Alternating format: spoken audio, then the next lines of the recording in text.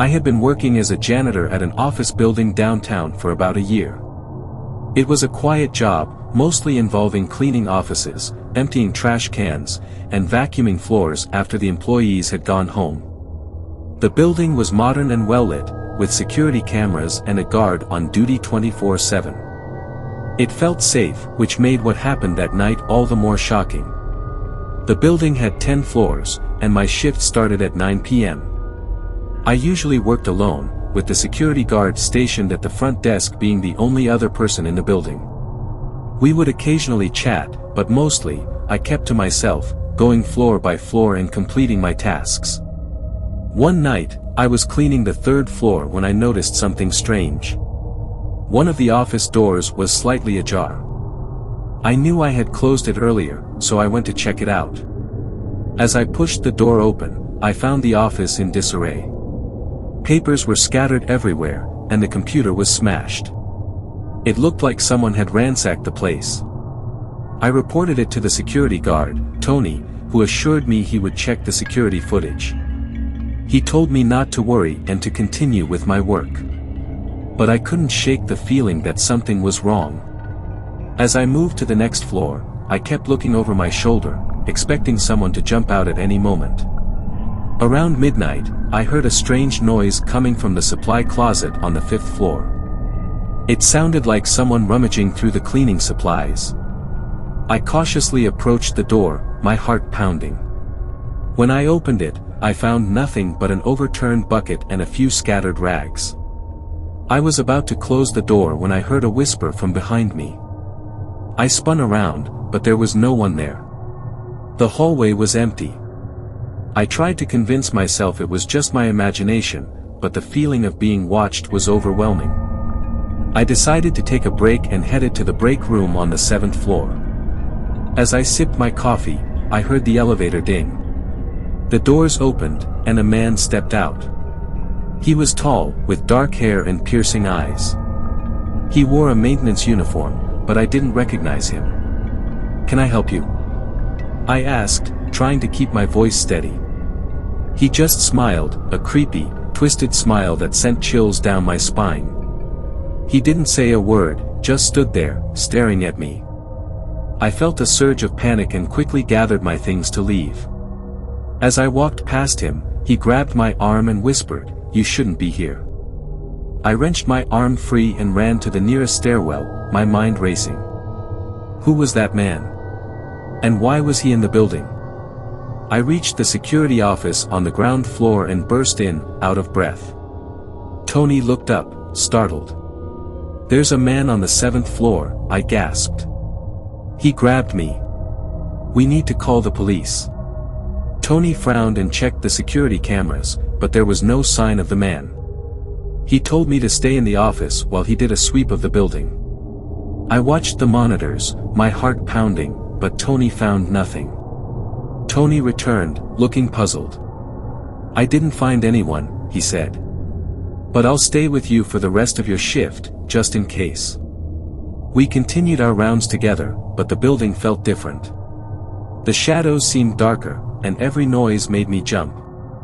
As we were finishing up, we heard a scream from the 10th floor. We rushed to the elevator, but it wasn't working. We took the stairs 2 at a time, reaching the top floor just as the scream cut off. The office was dark, and the air was thick with the smell of blood. We found the man lying on the floor, a bloody knife in his hand and a crazed look in his eyes. He had attacked one of the employees who had stayed late to finish some work. Tony subdued him while I called the police. The police arrived and took the man into custody. They told us he was a former employee who had been fired months ago for erratic behavior. He had been living in the building's maintenance tunnels, planning his revenge. The experience left me shaken. I couldn't believe how close I had come to being attacked. I quit my job the next day, unable to face the thought of going back to that building. The memory of the man's twisted smile and the smell of blood still haunts me. I've moved on to a new job, but I'm always on edge, always looking over my shoulder.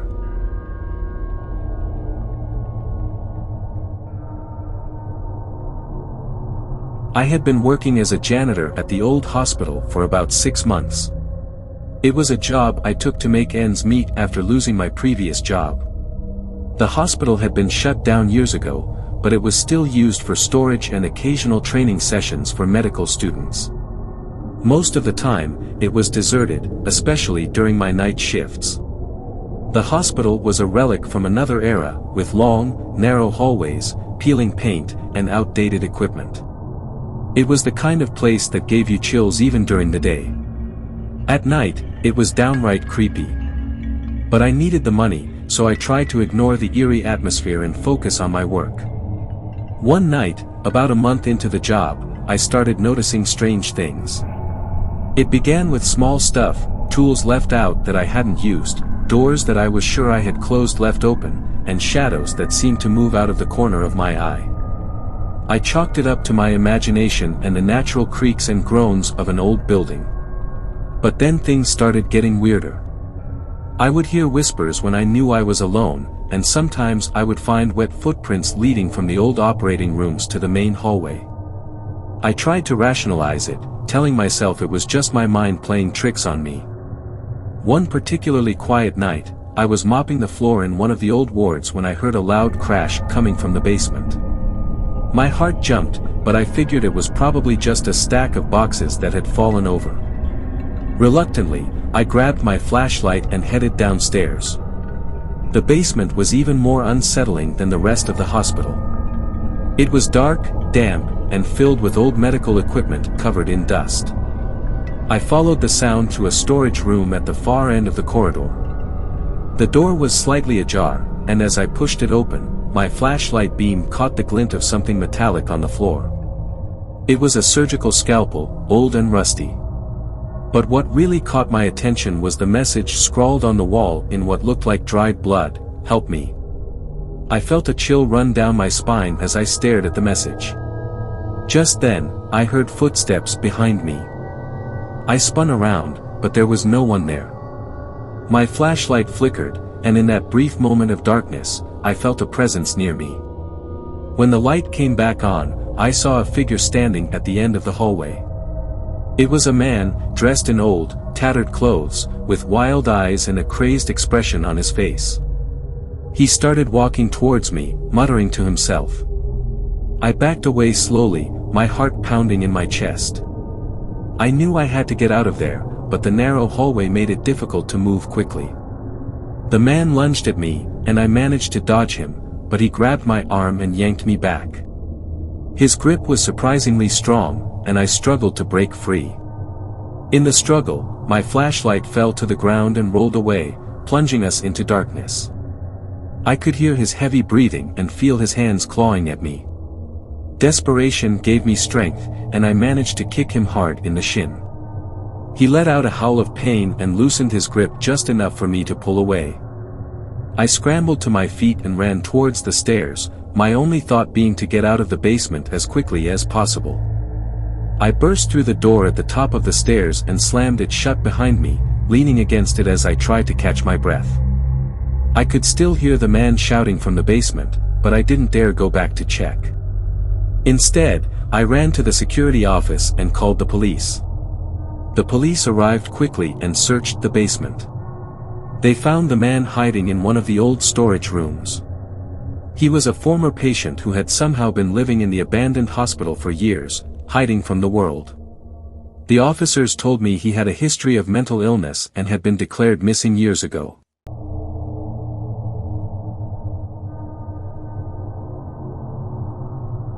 I had been working as the night janitor at a high school for a few months. It was a quiet job, mostly involving cleaning classrooms, hallways, and the occasional graffiti removal. The school was large and old, with long, empty hallways that could feel quite eerie at night. But it was a steady job, and I was grateful for it. The high school had a reputation for being haunted. There were countless stories from students and staff about strange noises, apparitions, and even possessions.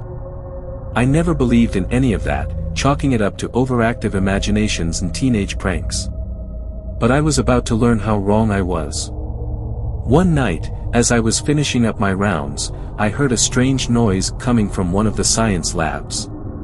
It sounded like glass breaking. I hurried over, expecting to find some students who had broken in, but the room was empty. The glass beakers and test tubes were intact. I shrugged it off and went back to my work. Over the next few nights, the strange occurrences continued. I would hear footsteps in empty hallways, see shadows moving out of the corner of my eye, and find doors that I had locked standing wide open. I tried to ignore it, convincing myself it was just my mind playing tricks on me. One night, I was cleaning the gymnasium when I noticed something strange. Written on the chalkboard in big, bold letters were the words, "Get out." I stared at it for a moment, feeling a chill run down my spine. I hadn't seen anyone else in the school all night, and I was sure I had locked the doors. As I stood there, trying to make sense of it, the light suddenly went out. I was plunged into darkness, the only light coming from the faint glow of the exit sign. I fumbled for my flashlight and switched it on, the beam cutting through the darkness. I could hear my heart pounding in my ears as I made my way to the door. I headed to the janitor's closet to get a new bulb for the gym lights. As I opened the door, I felt a rush of cold air, and the hairs on the back of my neck stood up. I had the distinct feeling that I was being watched.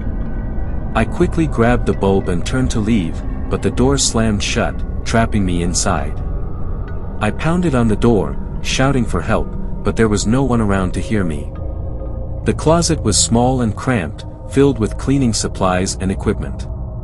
I tried to stay calm, but the darkness and the feeling of being trapped were overwhelming. Just then, I heard a faint sound. It was the same sinister laughter I had heard earlier. Panic set in as I realized I wasn't alone. I could hear shuffling footsteps outside the door and the sound of someone, or something, whispering. The laughter grew louder, more maniacal. I searched the closet for anything I could use as a weapon, finally grabbing a heavy mop handle. The door creaked open slowly, and I saw a figure standing in the doorway. It was a man, but his face was distorted, twisted into a grotesque mask of anger and madness. His eyes glowed with an unnatural light, and he started to move towards me. I swung the mop handle at him, but he caught it effortlessly and yanked it out of my hands. He grabbed me by the collar and threw me against the wall. I tried to fight back, but he was too strong. I could feel his hands tightening around my neck, and I knew I was in serious trouble. Just when I thought it was all over, the lights flickered back on, and the man vanished. I was left alone in the closet, gasping for breath. I stumbled out into the hallway, my legs shaking. I knew I had to get out of there, but my mind was racing, trying to make sense of what had just happened.